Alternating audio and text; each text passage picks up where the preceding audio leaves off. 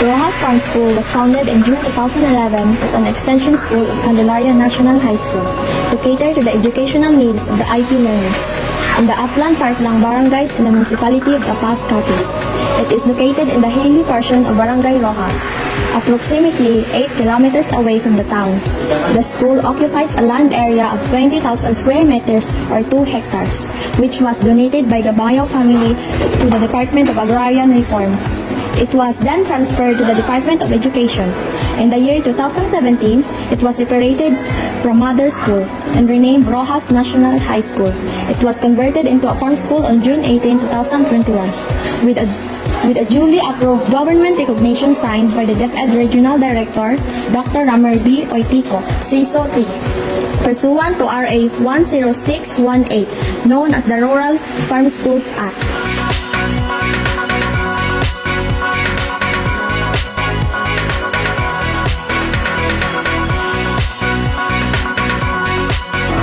We started with soil preparation, planting, and growing of vegetables.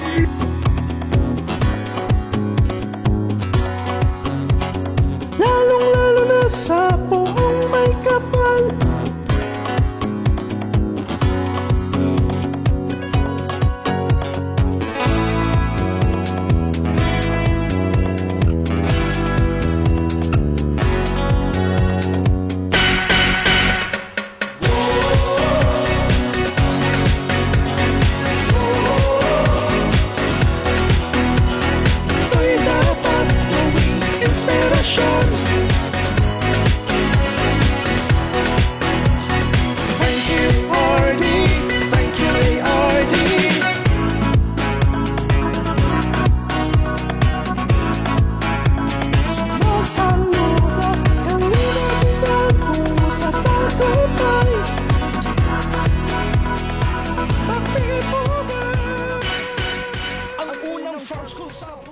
My experience in working with the soil preparation guide me to transform my farming experience. The detailed instructions and practical tips provided by our teacher save time and also significantly improve the quality of the soil. I've witnessed healthier crops and increased yields, making it an indispensable resource for any farmer aiming for success. And I am grateful for the invaluable insights that have turned into thriving success story. Harvesting phase in farming has been a culmination of effort and anticipation. Timing is crucial and the satisfaction derived from reaping the fruits of labor of our hard work. This hands-on encounter in harvesting has not only marked the fruition of the agricultural cycle, but also the efficiency I gained and the valuable time boosted overall profitability with a successful harvest. Using the planting techniques that our teacher teaches us or recommended here in our school has been a game changer for me. The step-by-step guidance ensured optimal seed placement, spacing, and timing resulting in robust and uniform crop growth. I've seen a remarkable increase in both quantity and quality of my harvest. This planting guide is now an indispensable part of my farming routine, delivering results beyond my expectation. First, we cook normally the rice in a rice cooker.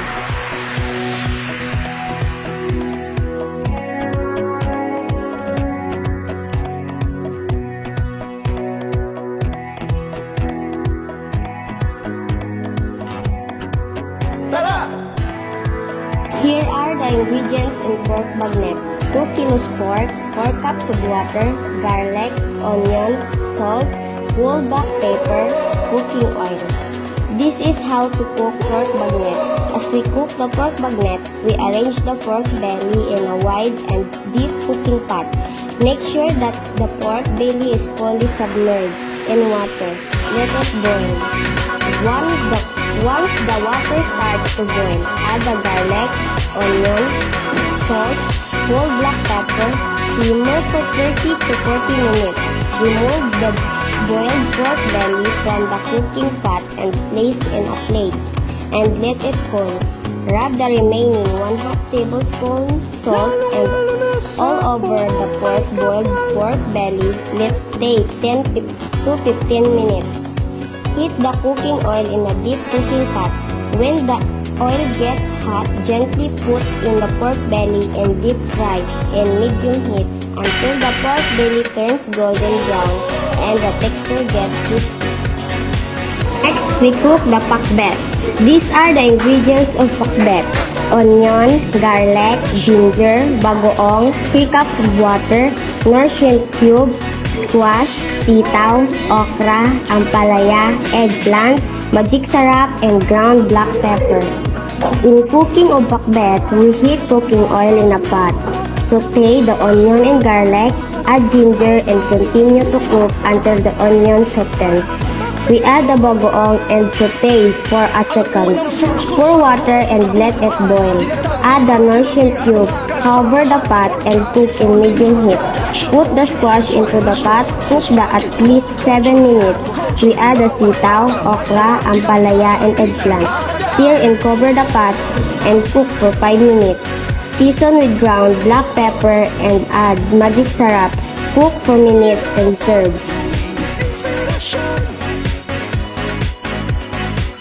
Ingredients for chicken taro soup: chicken broth, 2 shredded chicken breasts, garlic, onion, taro roots, salt, pepper, onion leaves, and malunggay leaves.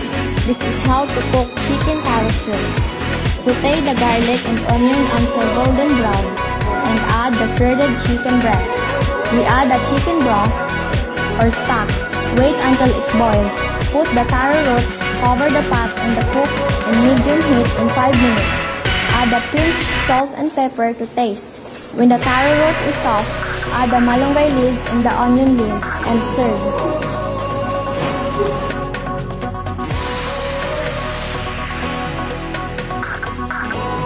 Ingredients in coconut meat and juice: 6 pieces of coconut, 1 condensed milk. Here are the procedure. We press the eyes of the coconuts with a knife and drain the coconut water into a bowl, and then splits the coconuts, and we spoon the coconut meat from the husk and add the coconut meat and the filtered water into a bowl and stir. Then add the condensed milk. Lastly, ladle coconut meat and filtered water into the glass.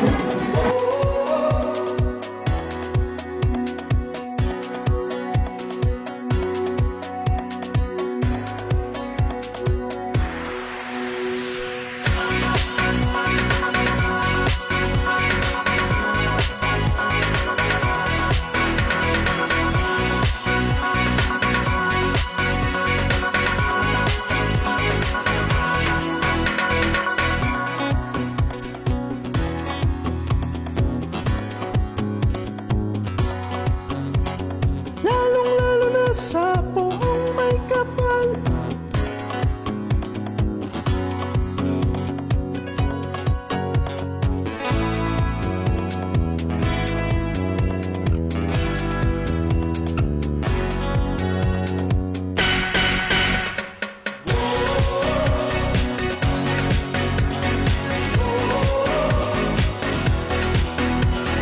Ito'y dapat gawing inspirasyon. Thank you, RD. Thank you, ARD.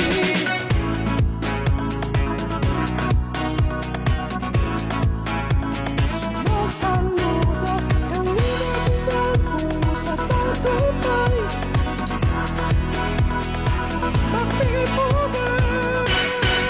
Ang unang farm school sa buong kapuluhan, tinatag ni R.D. Ramir at mga kasamahan. Organic farming, crop production, poultry and swine, mushroom, fruit, fish, packet, horticulture, aquaculture. Bawat bata may alam, kinabukasan